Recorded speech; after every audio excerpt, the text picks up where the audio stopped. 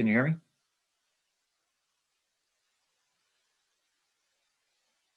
Okay. Let me go ahead and grab that event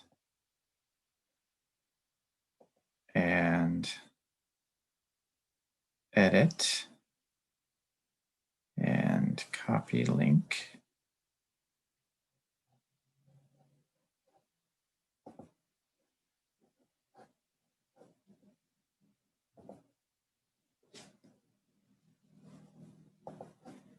And go back here and go back here. And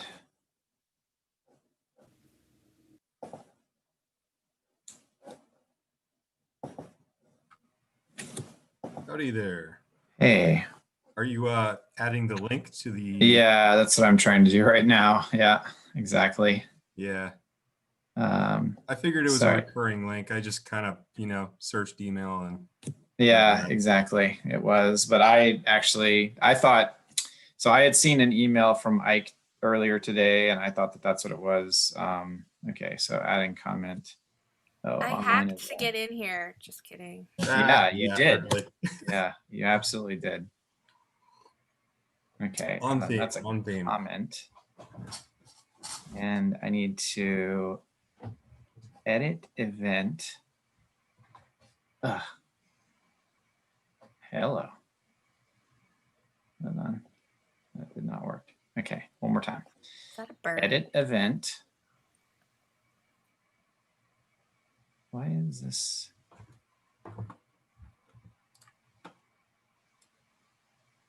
It's super weird.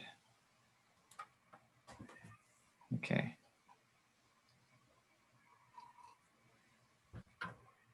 I don't know why edit event is. I mean, if the event elapsed, you might have trouble editing it. Yeah, that's the problem. Okay, well, I sent a comment. We'll see if anybody else on the main tech immersion group. Say that again. Did you post a comment on the main tech immersion group?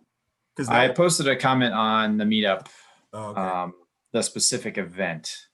I'm just wondering whether one will bounce to everybody's emails or not, depending on settings. Yeah, that's what I should do. Actually, hold on. Let me do that so I can say contact attendees and say all RSVP yeses, subject link for tonight's meeting happening now, and paste and send. Okay, message has been sent. Okay, so hopefully everyone got that. Yeah, I had kind of a hectic day today. And I saw something from Ike earlier. I'm not Ike, by the way. It says I'm Ike, but I'm not. That's not me. And I, anyway, I didn't get a chance till just now. No, that's all cool. I see you have a parrot. Yeah, I do have a parrot. He's my little birdie buddy. Yeah, cool. All right, I'm in the red room of pain today. Oh, nice. All right, let me, actually, I'm gonna stop video and I'm gonna share my screen.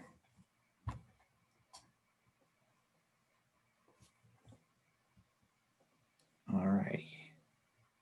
And let me go out here. I think we should probably wait. Yeah, let's get it 10:15. See how people trickle. Yeah, we'll start up at 5:45. I'm gonna go grab a drink. I'll be right back. Yeah, coffee time.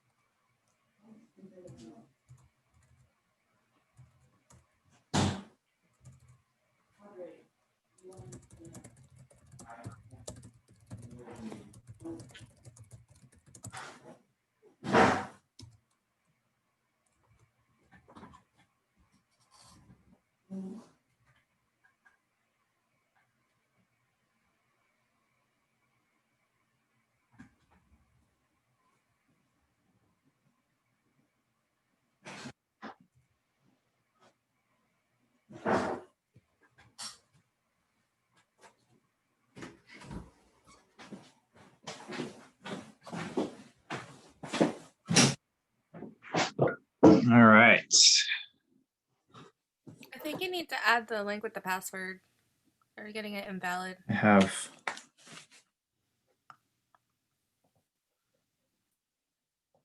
Let's see. I should probably close that. All right. And should probably. Is there the participant list? Yeah. Just want to like dock that. Actually, I'll put it up on the other monitor. All right, there we go.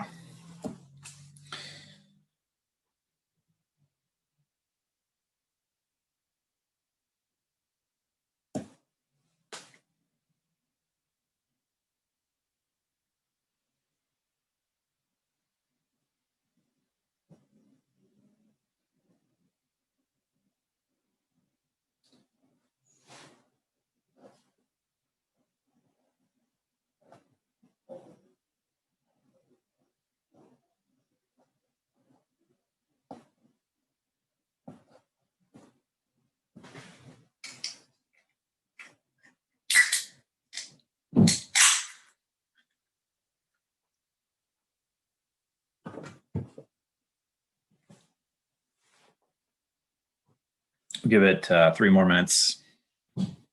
Sorry about the late start. I'm not sure that people know where to go. Yeah, I hopefully you just got an email if you RSVP'd. I posted. There's a comment that the meeting ID is invalid. I think it needs the password in that URL. Oh God. All right, hold on. I found my old link and I used that. Yeah. Actually, can you post that link in the chat here? Because I would have to find it. Yeah. Let's see. Oops. This is what I used. Okay. Let me copy that. And then I'll just edit my I'm going to go quiet because I'm munching on things. we'll delete that comment, delete, and then add that comment. And there we go. Password, so. Okay, and then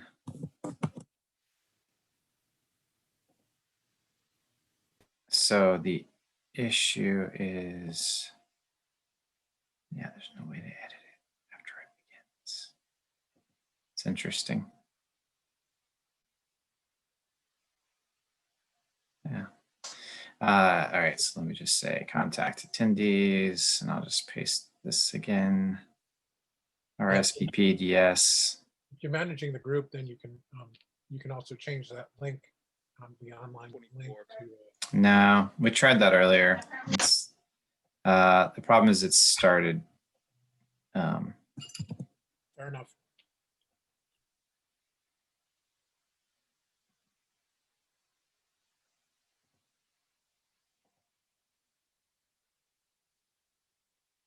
Okay. There we go.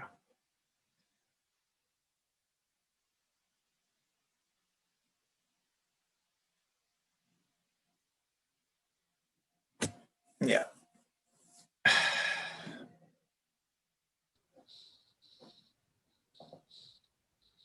So was hacking into the Zoom meeting part of the test for this week? Exactly.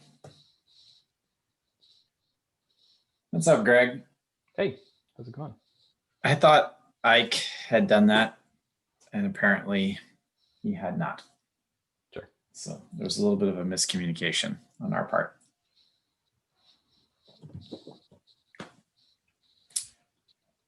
And then I grabbed the link that I had used, but I was logged in, so it didn't have any of the password stuff, right?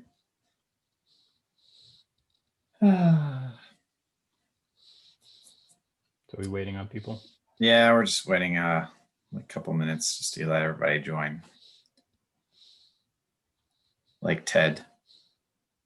Let's see. Yeah. Ted's probably the only one we're waiting on. We can get started as soon as Ted joins. It looks like Hey, I'm here. I'm here, Scott. Oh, okay, cool. Rocket. All right. So let's get started then.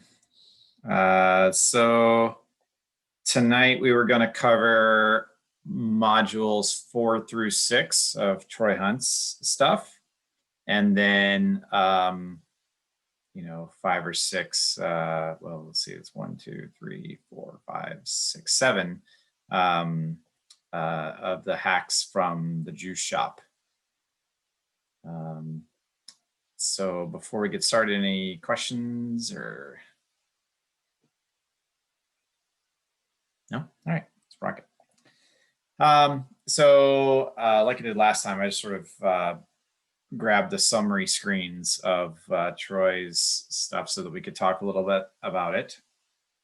And the first module, and these were all pretty straightforward, I think. I think actually the order of this talk is a little weird. Like, it's weird that he talks about cross-site scripting almost first, and then SQL injection almost last. It's kind of a weird order here. I feel like cross-site scripting is a little bit more of a advanced talk. I mean, it's not that hard to understand, but it's just like, it's a weird thing to put like at the very beginning of the course, I felt. Anyway, so cookies, this one feels like a very beginner, like a very intro type course or module. So first he's talking about, they're just basically key value pairs. They are sent along with any domain that matches where they came from. And then he talks about some of the other properties like HTTP only, so that you can't manipulate it via JavaScript. He showed the attack there. And then marking them as secure, which means they don't allow them to travel over, HTTP. Only HTTPS is allowed. And then pathing a cookie so that it can only be sent in certain places. And then he talked about the cookie expiration times and session cookies. And then I think, were there any? I don't think we had any hacks that were related to. Let's see. Yeah, we didn't really have any cookie related hacks, which is actually kind of a disappointing, because I feel like there's a lot of good cookie hacks that you could use. Like if they were to leak a cookie, over HTTP, or if some of their cookies were marked as non-secure, or non-HTTP, HTTP only, I guess. I feel like that would have been a good thing to sort of practice with. But as it turns out, in my work, I had an opportunity to hack some cookies, because basically there's in this one company that I'm consulting with, they have a centralized login system, and all of the applications that run internally utilize that centralized logging system's cookies as authentication cookies, right? And so what you're supposed to do is the website itself is supposed to take the cookie. If it hasn't seen that cookie before, go talk to the central SSO and say, hey, is this really valid? Did you really log this person in? And if so, great, cache it, and then, allow the user to get the pages and data and whatever else that you're serving up. But it's all reliant on the back end doing that thing, right? And so for my purposes, I am writing a web component that's going to live in pages that are secured by a backend other than the one I'm owning. And for right now, I'm writing a prototype. And so for my purposes, I say, okay, you have a central SSO cookie, you're in. And basically, it's just like Troy was talking about there. It's allowing any random person to send a cookie with their user ID, and they are that user, right? It's totally allowing hacking to happen on this prototype, only because I'm not checking the cookies on the back end, right? It's a kind of a weird authentication situation that this particular company has. Anyway, so it was fun because I had this, I think I did this one, I don't know, a while ago, right? The cookies. And I, like a week later, had to deal with all this cookie stuff, based on the central login system. And I got to see how easy it is to just say, yep, I am this user. I have this cookie, therefore let me in. Any questions on cookies or particular hacks? Sorry, go ahead. Did you use Fiddler to get the cookie? How did you get the cookie? I got the cookie just via the browser. Like I would log in as a specific user. So, I have various test users or whatever that I'm actually logging in with. But yeah, that would be if I were not going over HTTPS and there were other users besides myself that were interested in, or that were logging in over this, non-secure site or whatever. Yeah, absolutely. Fiddler would be a way to sniff it out. Oh, I see. So you had users and you were just able to prove that you could get it.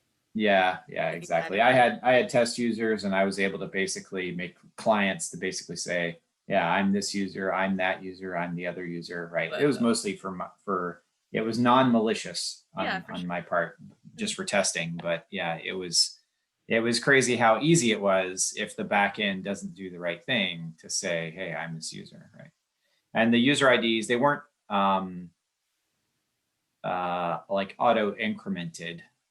There was hold on, let me think. There was this one.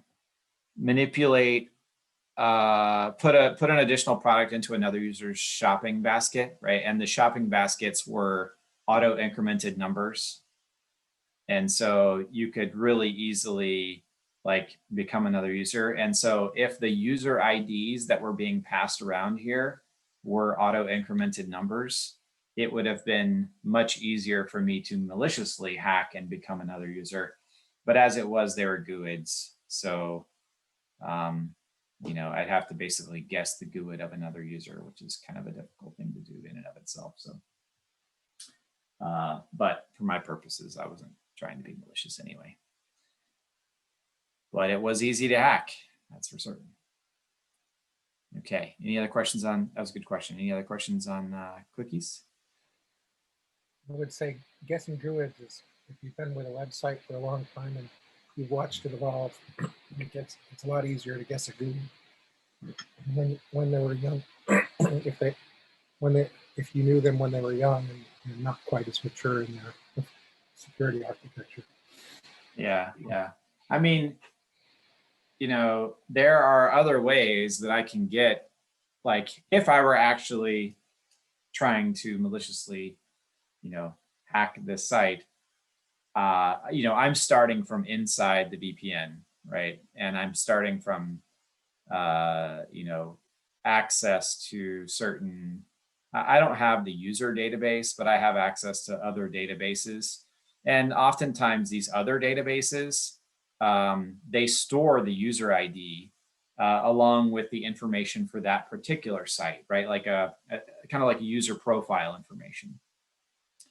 And so if I were actually trying to be malicious here, I could just find or crack one of these other secondary databases that have the user profile information and then take the user ID there and use it in another site. Because everything's single sign-on and all the user IDs are, fixed across the whole company, it would be easy to hack a non-secure database and then use that to get into, a more secure database. But not the situation. I'm trying to be good. Okay, so moving on. In the second talk, he talked about information disclosure. And actually, if anybody found this one fascinating or interesting, there is also in Pluralsight. So if you go to, let's see, let's go back here, back all the way. Come on. Oh God, okay, is there let me just go here. All right. Let's see. So he has a ethical hacking.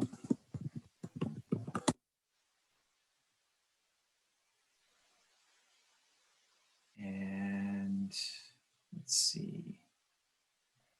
He has one on this one. Yeah. So it's very similar to some of the stuff that he's talking about, but it goes into a little bit more detail in the reconnaissance and footprinting and the tampering of untrusted data. These two modules, they're very similar, but as I said, a little bit more detailed. So FYI.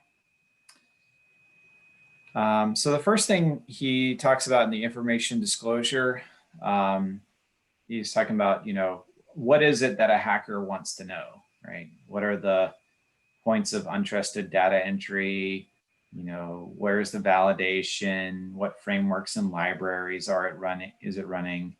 What can be discovered about the structure, right? And we did a little bit of this when we first started pwning Juice Shop, right? We looked around, we poked around a little bit, not maybe to the level that Troy is talking about in this talk, but certainly, we got to know it a little bit. And I imagine that it's actually pretty easy to write a crawler yourself, even that would just, go through, starting at the home page, looking at other links, basically if it finds anything that's like password or SQL or admin or anything like that, it kind of flags it for you, and then follows links on, also in the JavaScript, also in the well, yeah, probably not in the CSS, but anyway, so I imagine it's a pretty easy thing to basically write one of those things yourself, but there's also a ton of tools out there that'll do this sort of thing for you. Anyway, so he talks about, is there anything useful being disclosed in the HTML? Is there any useful internal error messages bubbling up? And are there sufficient access controls on the diagnostic data? And so these last two here, these are related to, when there is an exception, what is shown to the user. And a problem that I was guilty of at one point in my career, which was that I had accidentally left the Elma logs, same one that he was talking about. I had left the Elma logs unsecured for a while. So I'm sure that they were cached and I had to, the thing about the Elma logs though is, for the most part, they are hackers. You can see a record of the hacking, right? You can see people trying URLs that don't exist, people trying to log in, that aren't users on your site, etc. All those exceptions are actually captured as well. Yeah, that was fun Googling for Elma on the internet and finding open Elma logs and looking at how they're being hit. Yeah, yeah. And then there was one, I think it was in that other talk. I'm getting a little feedback here. Hold on one second. Let's see. Mario, I'm going to mute you.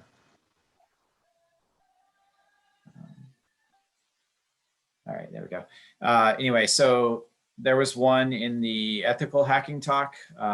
It's a very common Python logging system, and same sort of thing. You can basically do a Google search for that and get, 100,000 hits, and just click on it, and there it is. There's all the data you'd need from a hacking point of view, right? So also in this talk, you talked about the CVEs from NIST. So basically searching through the list of exposures. And by the way, I didn't write it down at the time, and now I'm kicking myself. There is, just like you have for owning Juice Shop, there is a virtual machine that you can download that basically there's all these different ways to sort of hack into the box. And it's the same sort of thing. There's like challenges, and each one is like a different level. I'm gonna have to do some searching tonight to find that again. I heard about it and I forgot to write it down. But anyway, and I know that many of the exploits, basically you have to search the CVEs to find an exploit for in order to get access to the box. He talked about using Shodan to search for particular web server versions that are out there on the, out there in the web. Let's see what else. I wrote down, from response headers. He didn't actually go into how do you remove these response headers. And for Windows systems, if you're using like IIS or something like that, then I just wrote down the little blurb of web server XML that you can use to remove the various headers that you want to remove. Yeah, I don't know why they're the default, really. Yeah, I agree. I went to remove it from an Nginx instance that I have, and it turns out Nginx lets you turn off the version data coming, but it doesn't let you turn off that it's, the server header that says Nginx. And so you actually have to get like a third-party add-on, which always makes me nervous. But it's interesting they don't just have it baked in. Yeah, that is weird. And that was another thing, right, that he talked about is the error messages oftentimes will have that information in there as well. So it's not enough to just block the custom headers. You have to go, I think I wrote it down. Right, like the default 404 page. Yeah, yeah, exactly. The default or 400 page or whatever it was. Yeah, was basically had Nginx in whatever version, or Apache in whatever version, or IIS or whatever, ASP.NET. Yeah, that was all I wrote down. I mean, the Elma thing, I think, was, that was definitely a lot of data that was being exposed, and that was much worse than I would say the version of the server software. Although I understand his point about, if you have the version of the server software, you can just search for the exploits that were known for that particular version. Yeah, and as long as it's old enough and buggy enough, like it's pretty easy to get in there. Okay, anyway. And then I pasted the sort of the TLDR, the summary. So he talks about, keeping the framework and server versions private. Don't rely on obfuscating you know, don't rely on obfuscating framework and server headers, you know, because there are other means of identifying the technology. I mean, like some of these, I don't know how you would, you know, you're just making it a little bit more difficult, but I don't know how you would actually hide some of those things, like the order of the server headers, right? Like the order of the server headers, the date format he was talking about, the text in the various error messages. I mean, it gets really tricky to try and mask your footprint to that degree, to try and prevent the person browsing from knowing what it is that's serving the pages back to them. You know, I think it's pretty easy to make it to just not obviously leak, but reordering the headers and changing the date formats and changing the texts of the error messages and so forth, it strikes me as there are better things to spend your time doing. I mean, I guess maybe if you had a super secure site. What are your thoughts, Greg? Yeah, I hear what you're saying there. I mean, I think you're just making it harder for the attacker to land upon the thing that works, you know. So you said you obfuscated some of the headers from Nginx. Did you change the order of headers? Did you change the date format? Did you? No, it's true. I mean, I presume most likely order of headers would reveal not the exact version, but, you know, again, still maybe, you know, well, it's either some version of Nginx or some version of, you know, something else. Hopefully that still makes it more difficult a little bit for you harder, to find the things to spend your time attacking. Yeah, I guess if you were able to get rid of version, that would help a lot. Yeah. I mean, you'd have to find out if there's anything like in the order or the dates or whatever that gives your version away. But hopefully you're using a new version anyway, or you're keeping it patched or whatever, and the number of vulnerabilities is, is small, and quickly, if you apply the patch quickly, then, you know, you never have an issue.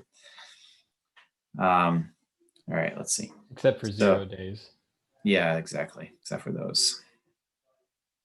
He talked about robots.txt, which is, and there's also XML sitemaps. It's another source of like laying out your site to a, the purpose is for SEO, right? But anyone can use that to sort of see what it is, you know, what the structure of your site is. I don't know why I didn't mention that one, but that's a pretty common way of seeing how a site is laid out. And most people care about SEO, and so they publish that, you know, sitemap XML. I've seen people try to implement security through obscurity, like, you know, for example, changing the port that SSH is on, and that's really a bad idea. I mean, I understand, like,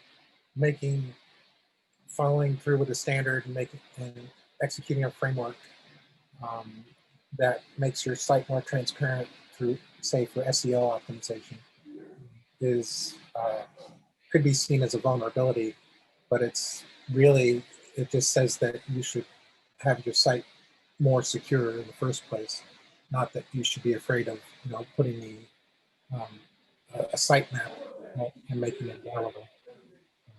Yeah, I mean, I think if you care about SEO, you probably care more about, you know, that Google ranks you higher than you do about attackers knowing the directories and so forth that are found within your site. Yeah, and I know what you're talking about with the security through obscurity. No such thing. Yeah, there are a lot of companies that I work with, actually, maybe, you know, I don't know, 3 or 4, let's say, that basically say, we are not going to do, unauthorized. We are only going to do 404s. Right. So if you have credentials or I'm sorry, if you don't have the credentials to access a specific page, rather than returning an unauthorized or a forbidden or whatever, they just return 404s, which is, for a hacker, they're like, okay, I guess that page doesn't exist. I'm not going to try and, pass different credentials to it, whatever. But for a person that's trying to integrate with your site, did I type the URL wrong? What's going on here?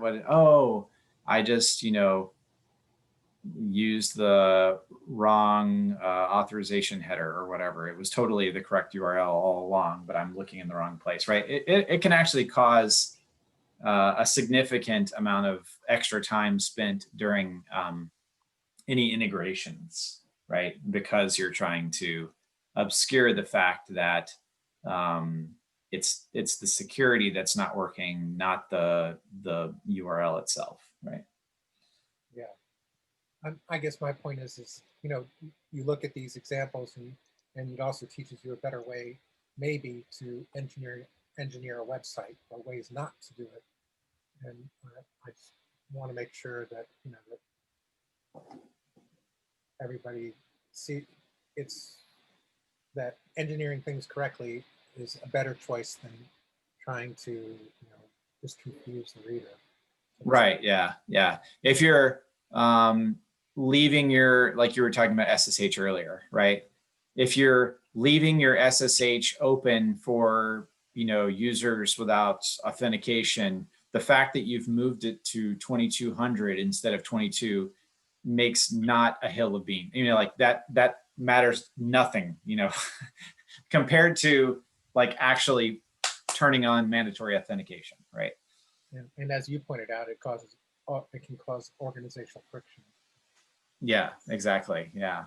Try, every other place in the world uses 22, but in this organization it's 2200. So people are, connecting. Oh, why is it not working? Oh my gosh. Oh, right. I forgot. This one org does it weirdly. Yeah. Yeah. Okay. So the last two there, internal exceptions should never bubble up to end users. And that's another thing I am totally guilty of, right? If I have a, prototypey,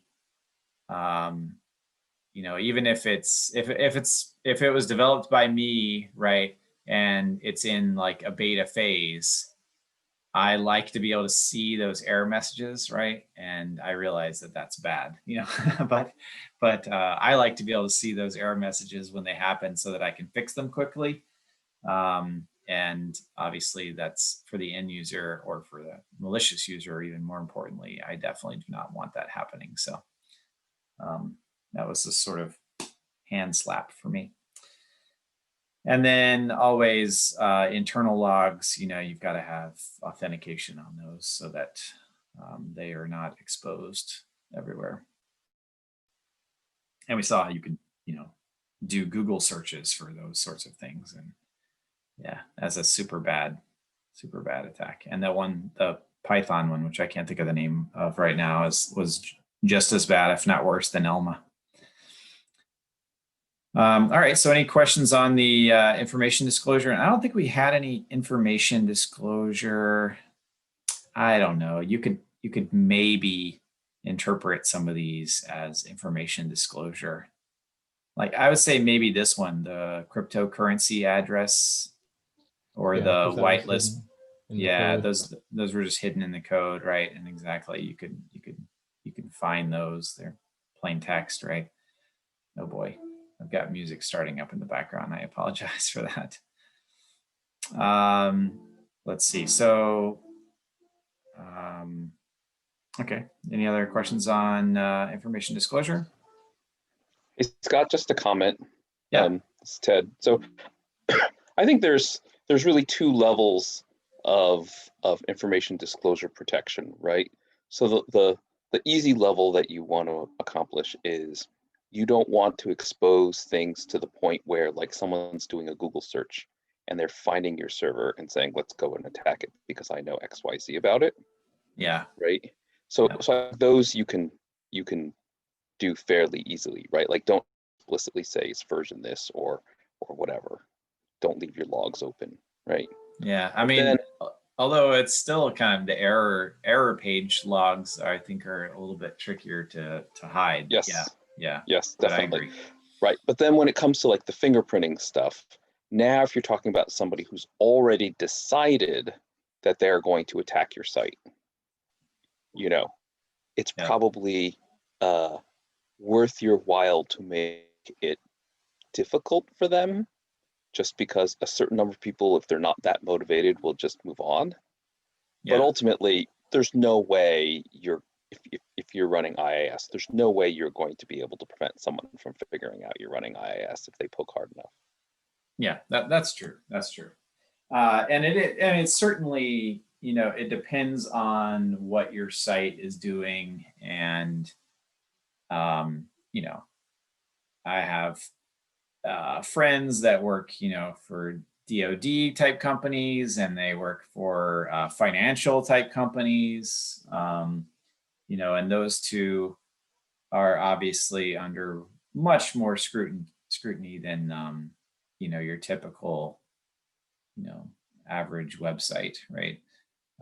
Even if it's a company external facing website, maybe the competitors, you know, maybe, you know, they're trying to get some sort of competitive advantage. Maybe there's some, you know, some little bits of data that they have that hackers want to get. But for the most part, you know, I feel like, you know, the defense and financial industries definitely have it the worst. And if you're in one of those companies, you absolutely need to be planning for security from the very beginning all the way through, right? Because you know, as soon as you come online and there's a sniff of a credit card, you know, going in and out of your system, you know, you need to make sure that stuff is locked down, right? Whereas if you don't deal with that, you know, and why is a hacker going to hack you, right? I mean, like, sure, they can do that for fun, but it's not, the honey isn't there, right? The honey pot or whatever. It's not, it's probably not even worth their while. Not to say they won't do it, but you know, there's definitely a difference between the site that you're developing, right? If it's something like financial or defense. And there's definitely levels, you know, how much you put in sort of depends on, you know, what is the honeypot, you know, what is your sensitive data that you could be leaking, sorry. I mean, you know, passwords, other user information, right? That's what you definitely need to think about in terms of what's the level of effort that I want to put into securing my site. Let's see. So last module was on parameter tampering. And I felt like this was very similar to the cross-site scripting stuff that we did earlier.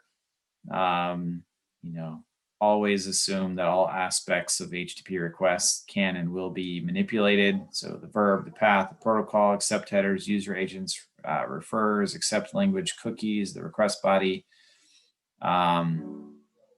And don't rely on, you know, client-side validation. So I used to say server-side validation is required. Client-side validation is a nice to have, right? That's basically what it comes down to. And then I really liked the stuff on the mass assignment. It's a weird name for me. That risk mass assignment. It doesn't. I don't know. I can't connect those words with what the attack is. I wish it were called something like, you know, random form variables or something. I don't know, like something a little bit easier to connect it in my mind. But that was pretty cool. I had not thought about, you know, I knew how data binding worked, and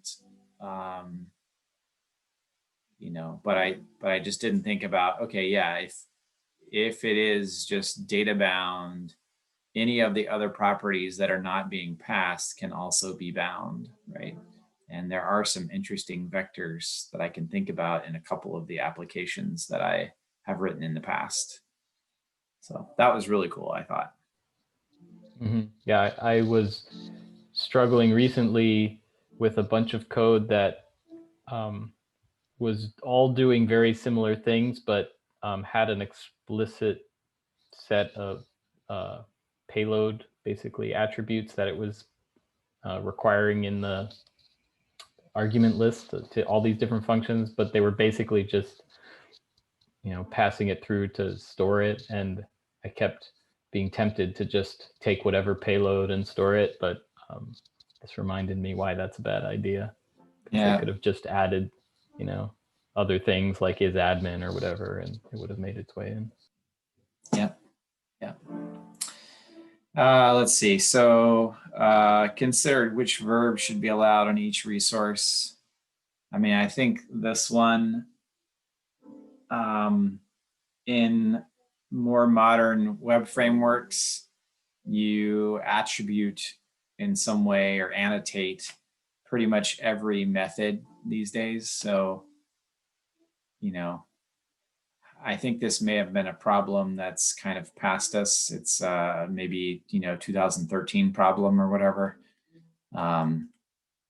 It feels like these days, you know, we're mostly in APIs, and the APIs are normally attributed or annotated with the specific verbs that they allow in. So, you know, this one doesn't feel as interesting to me anymore. And then the stuff he was doing with Fiddler and fuzzing, I thought that was pretty cool. And the tool that I showed last time, the OWASP Zap, that's got some other fuzzing in there as well. And I thought that was kind of an interesting way of, you know, exploring vulnerabilities. You know, I think, I don't know.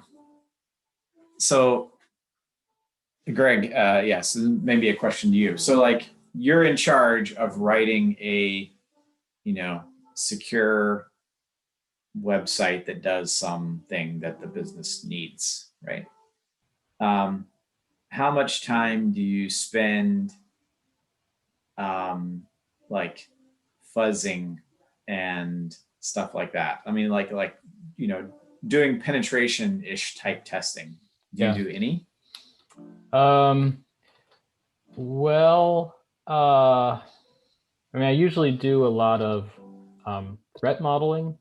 So trying with each, basically with each story, I try and think, and hopefully collaboratively with other people, like, okay, for this, to implement this particular story, have we now created more surface area for an attack, and what could that attack be? So it's more of like a coming into it kind of thing and making sure it's implemented with security in mind first. But I find that like once you start getting into penetration testing, sometimes it's nice to have somebody from outside who's, you know, not thinking the way you're thinking, right. Not stuck in all your preconceived notions. And but with that said, I did see that OWASP Zap has some like Git hook stuff. So I'm intrigued by the idea of just having some basic kind of, you know, exploit testing that happens on check-ins, just to make sure something stupid didn't go through, or, you know, from the set of common problems there. So yeah, that's probably how I approach it. Yeah, that's pretty interesting. Yeah, I think there's a number of ways that all of this can be incorporated into like a what do they call it? Security lifecycle or security development lifecycle. Writing a suite of just like you do for like load testing or whatever, writing kind of a suite of attack tests and having that run all along with each build, that can be pretty. I've seen that done before, and there's also like what are they called? There are packages. I cannot remember the name. There are packages that basically. So if you're delivering containers or you're delivering VMs, they can scan your containers and VMs looking for packages that you're deploying in those containers or VMs that have known vulnerabilities. Yeah. Even NPM actually, right? If you have, let's see, I have probably. Yeah, so that's a good point. I do have Sneak, SNYK, integrated into my continuous integration pipeline. So every time I do a check-in, Sneak runs and sees if any of the packages I'm using have vulnerabilities. And then if it finds one, it actually submits an automatic pull request to my repo, asking me to merge in this, like either a patch that fixes it or the updated version. They also have it for containers, and so they'll look at your Docker files and whatever, and if they see any vulnerabilities there, they'll automatically, that's part of the build pipeline. But actually they did just purchase this company called Deep Code, I think it's called, and they're about to release basically static code analysis for security flaws as part of a build pipeline. So every time you check in code, the Sneak Deep Code feature would actually read all of your code and look for common security mistakes in your actual code, which is pretty compelling. So that's the kind of stuff that I think just having it automated and part of the build pipeline feels like a good starting point, and then hiring maybe a pen tester to hit it in other ways, more clever ways, maybe, if you're really concerned. Yeah, I feel like there's a so is a Sneak, I assume a price is a pay. Yeah, it's a paid service. I think there's free levels. Yeah, I think I've seen, I was just doing a quick search here. I feel like there was a T word, but I cannot think of what it was called.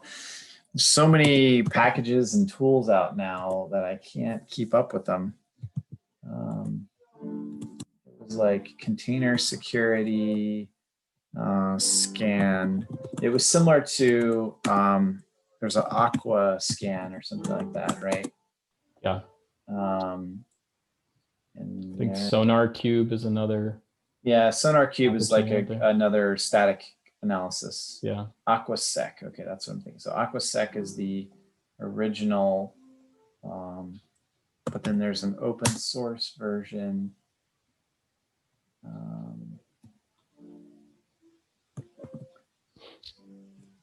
Can't find it. I don't know.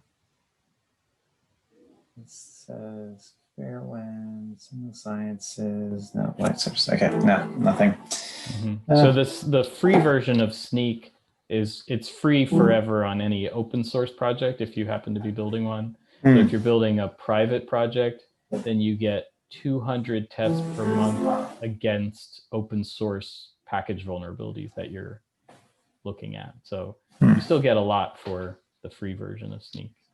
Yeah, that is cool. That is cool. All right, thanks for that. Okay, well, any other questions on parameter tampering? No. Okay, so before we get into the juice shop stuff, I just wanted to go back and talk about the modules for next time. And I think this will be the last one of the hacking. check yourself first. Where is that?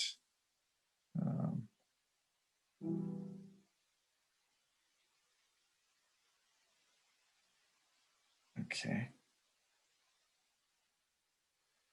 Yeah. Okay. So yeah, it's just the last three: SQL injection, cross-site attacks, and account management.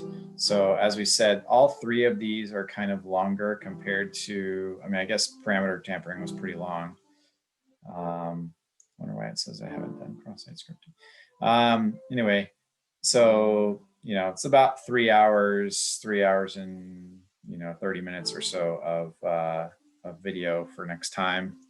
Hopefully that's okay with everyone. And then I will write down the specific challenges. I've got those on a piece of paper somewhere that I was kind of going through and checking off the ones that I felt like were related. But I'm not quite done with that. And I'll post that to the meetup shortly. But let's get over to some owning Juice Shop stuff. So the first exercise that we were supposed to do tonight was 0 stars. And let me minimize. Okay. So let me bring up the scoreboard. Back dashboard. Okay, and then 0 stars. So it didn't have a lot of instruction here, but feedback, right? So if you're going for feedback, this is one place, you know, that you can give feedback, and it's, you know, available. And this was actually pretty easy, I felt. Maybe not for everyone, I don't know. I think it kind of depends. There's several that I was like, how would I possibly have known that?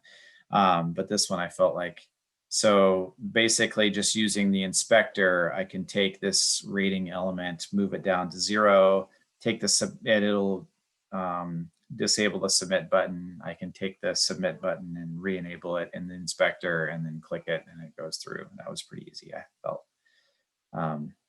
And that worked for me kind of the first time. So that was not too bad. Anybody have issues with that one or similar experiences? Yeah. I didn't have time to actually work on them, but it seemed to me that you could do it just by recording what it does when you do a 1-star post and then just change the 1 to 0 and replay. Yeah, absolutely. That's another way to do it. Yep. Yeah. Yeah, indeed. I agree. This was a one that you could do, I think, several ways. Yeah. So the category would be lack of server-side validation, right? Yeah. Yeah, absolutely. I would say that's what it was. Yeah. And we definitely covered that, so it was relevant. Okay, so the outdated whitelist, let us direct you to one of our cryptocurrency addresses, right? There was no real information on this one, and this was one that I was like, oh my God, how would I have found this, right? Did anybody manage to, I mean, like, I eventually looked at the answers and, you know, cheated. And once I found the JavaScript file, I actually found it. But prior to knowing what JavaScript file I was looking for, or, you know, I just, yeah, I had nothing. I could not come up with it. Anybody else? Yeah, I felt a little thrown off because it said we used to accept donations via cryptocurrency. And so going to the donations section, you look at the button and I mean, my first instinct was to look at what that button did, and it just goes to an external site. Yeah. It doesn't do the redirect. So that really threw me off because I didn't even think to look at those other buttons because they weren't related to donations. Yeah. But then once then I did have to look at the solution. And then once it said, look at the other buttons, and then realized there was this redirect, then it was, a Command Shift F for redirect. Yeah, redirect. To, yeah. And then it popped up. Actually, I saw that it was a JavaScript file when I was reading the instructions. And so I opened that particular JavaScript file and then I searched for crypto and I don't think I got anything. And then I searched for Bitcoin and it was there, so Right. it was, but I saw like, oh, it's redirecting, to this address. Right. So, but I just, yeah, that was a tough one. I felt like to read the attack and to know how to do the attack, right? I think once you got to the point of the JavaScript, it wasn't hard, but it was, tough, like formulating the attack in your mind, I guess. I don't know. But it was good to remember that there are sites who do redirects using query strings, and to kind of keep your eyes open for that sort of attack vector. Yeah. I remember writing a .NET website not many, but maybe 5 years ago, and there was a redirect to local only or something like that, sort of generated method when you generated the site. And I remember going, I wonder why they're doing this. And then, like a month later or something, like figuring out, oh, right, because otherwise I could put whatever I want in here and basically, you'd be sending them elsewhere. I could send them to wherever I wanted them to go. Right. Right. Which is, I mean, that's a OAuth sort of attack, right? Like you, right. You get sent to the relaying provider or whatever, but you say redirect me. You trick it into redirecting me back to some other place, and then you capture the token when it redirects you to the wrong place. Right. Yeah. Good call. Okay, so then manipulate the basket. I think I had this one up. Manipulate basket, yes. Okay, but I didn't. Let's see if I can just go back and.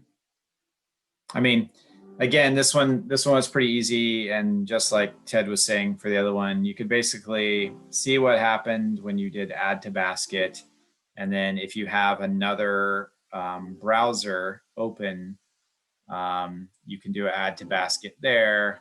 Oops, sorry, and you can see, hey, well, this one has shopping cart.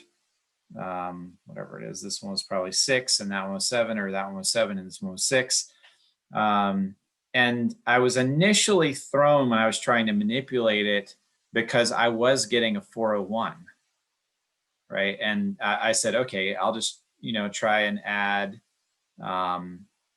if this one's 6, I'll just go ahead and replay this post, I guess is what it is. That's the post.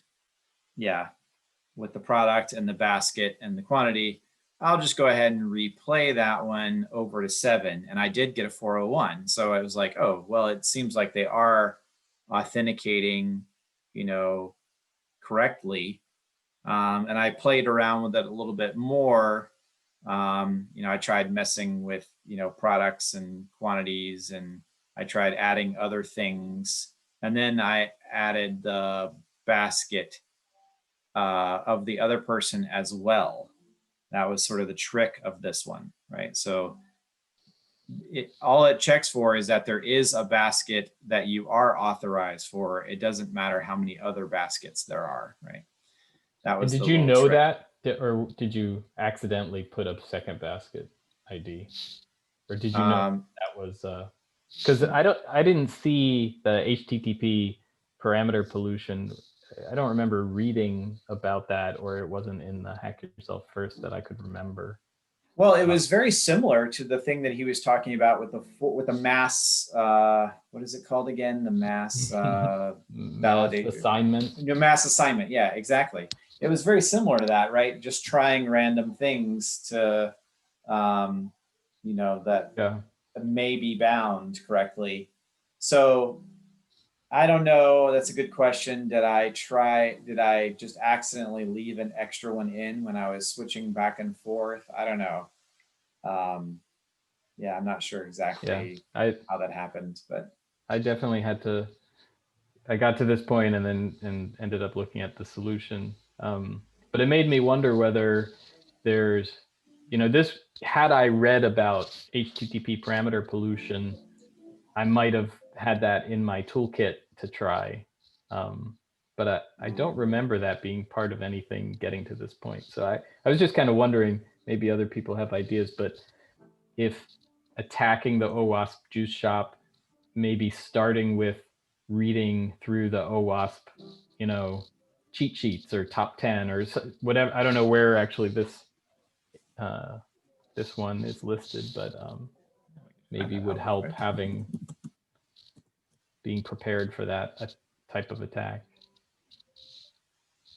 Let's see, top 10. Where is that?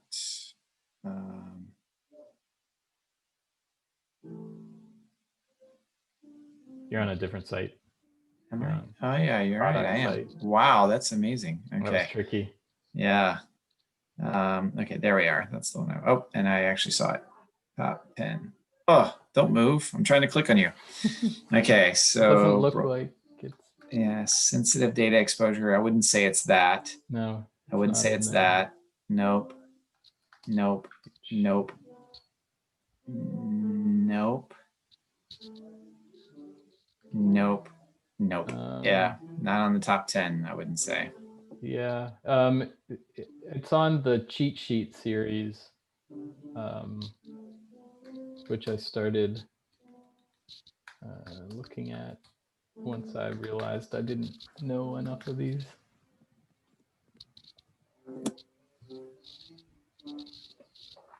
Yeah. Click on that link up towards the top there. Oh, this one? Yeah. That's a pretty nice one. And then you've got these cheat sheets on the left for the alphabetical index. Yeah. And then. Yeah, cool. Cheat sheets.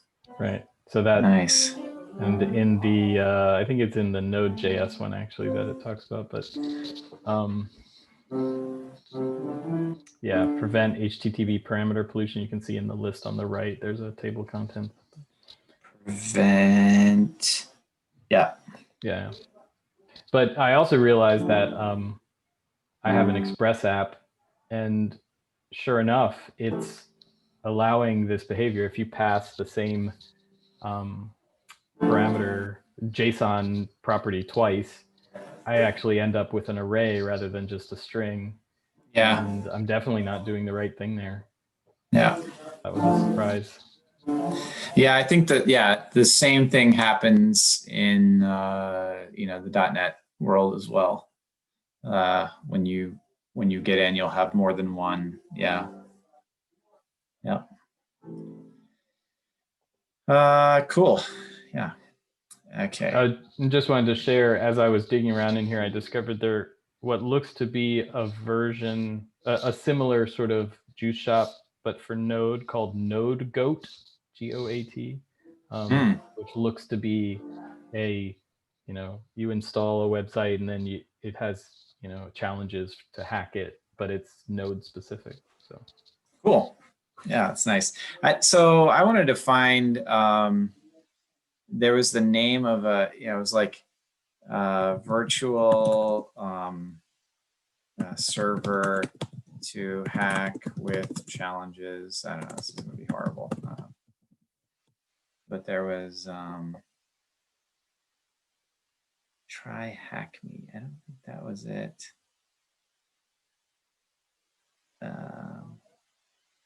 Vuln Hub, no.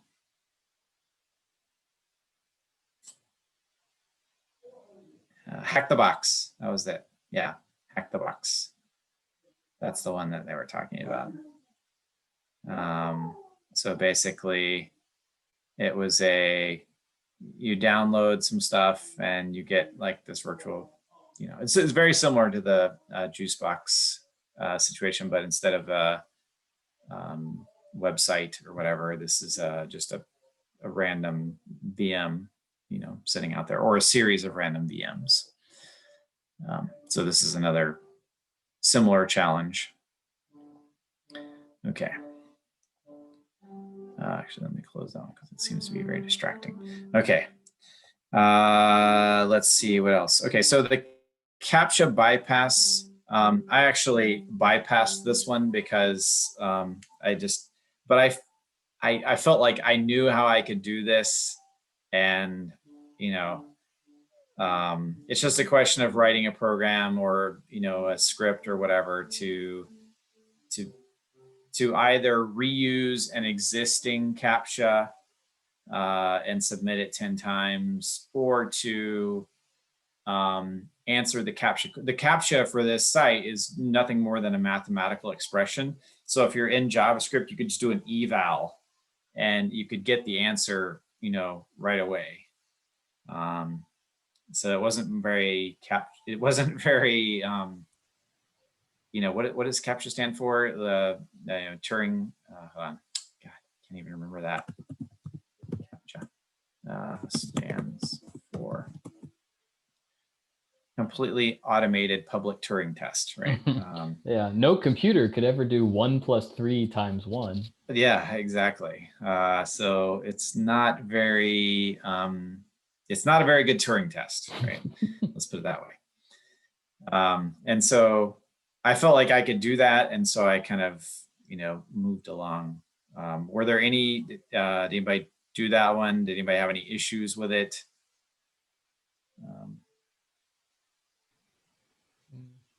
I was curious. I was hoping to find an easy way. I couldn't find in OWASP Zap an easy way to like repeat something multiple times. Well, you can do it in Postman. Postman. Yeah. That's what I was going to do, is Postman, or I was just going to write a little, you know, it doesn't matter, JavaScript, .NET, Python. Little program to basically just. I mean, the only trick there would be, you know, making sure that you have enough of the, you know, header cookie authentication, whatever it is that, you know, so the request itself is rejected because of other things. But yeah, you know what I haven't, what would be nice is I'm in the browser, I have a, you know, request, and I want to like send to, there's save as HAR, but do it in Firefox. Firefox has a great mechanism for that. You just right click on it. Okay, so let me find the basket if I can. Hold on one second. There we go. So basket. You can filter up at the top if you want. Yeah. Okay, here we are. And then right click and edit and resend. Oh yeah. I did do that actually. That's what I was doing. That's what I was using to do the put it in another person's basket. Yeah. But I don't know. I mean, like you'd have to say, you know what I mean? Like it'd be a if you to do it 10 times. The way I ended up doing it. Well, I guess this is technically OWASP Zap. I had the head up display, which gives you the history, and then when you pick a request using that, and it gives you a little sort of dialog pop-up that lets you replay in console or replay in browser. It keeps that dialog pop-up open. So you can just hit replay in console, just do that 10 times. That's how I ended up doing it, just because I didn't feel like writing a script. But it seems like there should be something where you just say, do this 20 times. I mean, I'm sure there is. I just wasn't. Yeah, I think Postman has a capability like that. I'm pretty sure. Oh God, I don't even have that on this machine, do I? No, I don't. I'm sorry, I was using my other machine for that. Maybe I can join on that one. Yeah, whatever. So yeah, I'm pretty sure Postman has the capability because they use it for, you know, performing tests and load tests and that sort of thing. So it would make sense that they could replay, you know, the same request multiple times in a row as fast as possible. So yeah, I just wish there was a like send to somewhere else. There's save as HAR. Will Postman import HAR? Let me just download. Actually, I just opened Postman, and one thing that is kind of nice is given a request, you can actually generate a code snippet that runs that request in the language of your choice. Whether there's a JavaScript one, there's a curl if you want to just do a command line. There's Objective-C, PHP, Swift, Ruby. So then at least you have a starting point, and then you could just, that's actually really nice. I just saw that. Okay. I'll run that while we're talking just to have it up in case. Okay, cool. And then the next one was the deluxe fraud. So this is obtain a deluxe membership without paying for it. And so I'm trying to remember this one. Deluxe membership, there it is. Okay. And so we had to do become a member. Oh yeah, I had this up. I did have this up. Just a question of where. Yeah. Okay. And so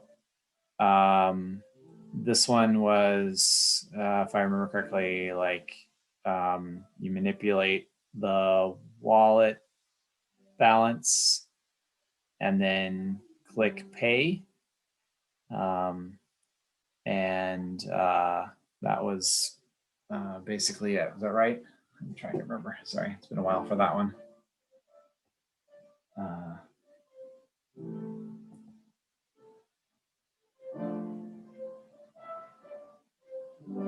Yeah, that's basically it. So basically the manipulating the wallet and you know, clicking pay, and that'll do it for you.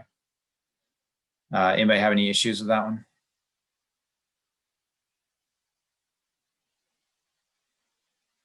I feel like I dropped off the well there. Am I still on? Yeah, I am. Okay. I'm going to take that as a no. Okay. Then we had upload size and type. This was kind of a, so I guess this is like a denial of service attack, or I wasn't sure why this was, I don't know, why it was kind of important or whatever. Like why are we trying to do this? I didn't understand the motivation here. Did anybody... Yeah, I think denial of service or resource exhaustion. You upload a, you know, gigabytes files. Yeah. You're gonna potentially bring your competitor down. Yeah. When you have trying to get your own juice shop up and running. Yeah. Good call. I remember. I mean, ultimately, wasn't this just a matter of client-side validation? So you just bypass client-side validation? Yeah, it needed server-side validation again. Yeah, exactly. Yeah, similar to, you know, several of the things that are on this list actually. And I remember writing a program. It may have even been with you, Greg, like a long time ago, where we proof of concept a denial of service that just, you know, kept putting in bytes, right? Like it would just say, generate a random byte and write that byte, generate a random byte and write that byte. So it actually, the files had no end, right? And we would just upload these. I can't remember what client that was or anything. I probably wouldn't say it on the air anyway, but anyway, I remember doing a proof of concept denial of service using file upload as the was the target basically, and we got out of memory. We actually brought down said server, right? It was trying to, you know, store this file size that we didn't even know. I mean, that's what was great. It's not like we had to have a 28 gigabyte file on our hard drive. Yeah, you just whatever. Keep bytes. No, I just pick a byte, send it. Pick a byte, send it, right? And the server side was like, oh my gosh, this is huge. Wow, when am I going to get to the end of this thing, right? And brought down out of memory error. And then the last one, it was very similar to the cryptocurrency one, where you're just trying to redirect to, you know, to somewhere that you're not supposed to go to, right? Using same mechanism like a URL, putting in a URL that you're typing rather than they're validating. Yeah, so that was it for this month. Any questions on those?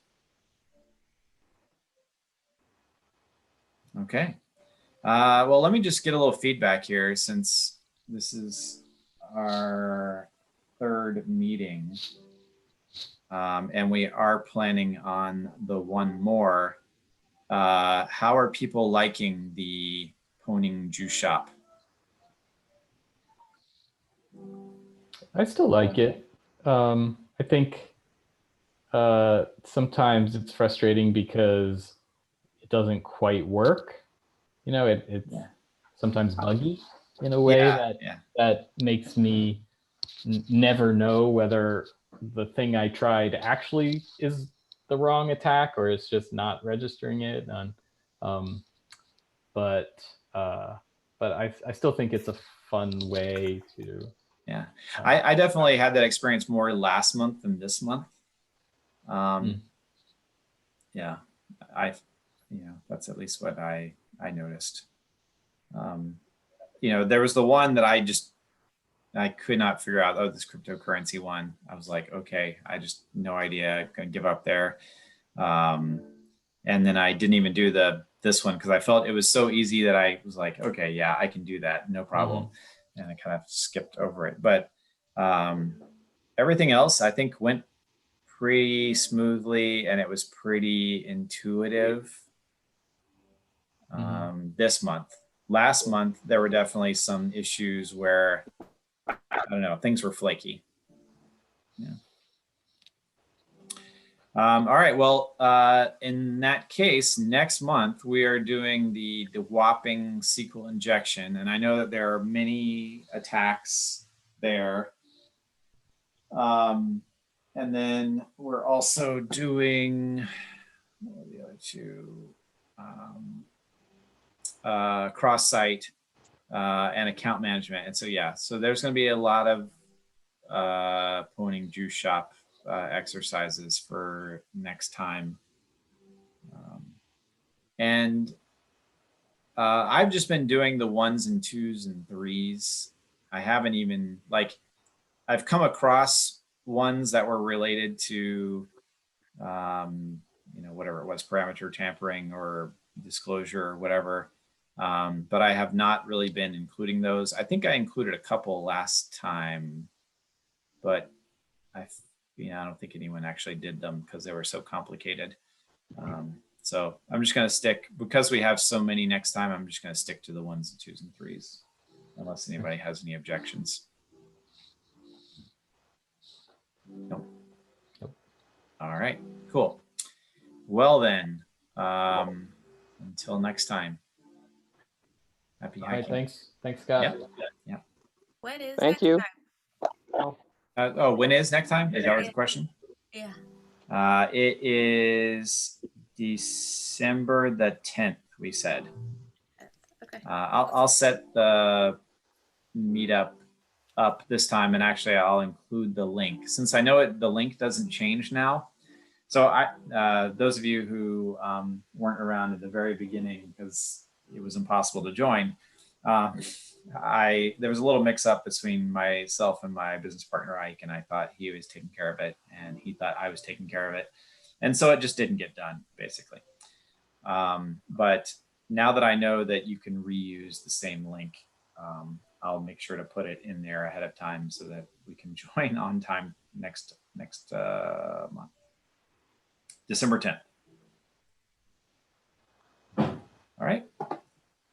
Bye, everyone. Yeah. Thanks. Bye-bye.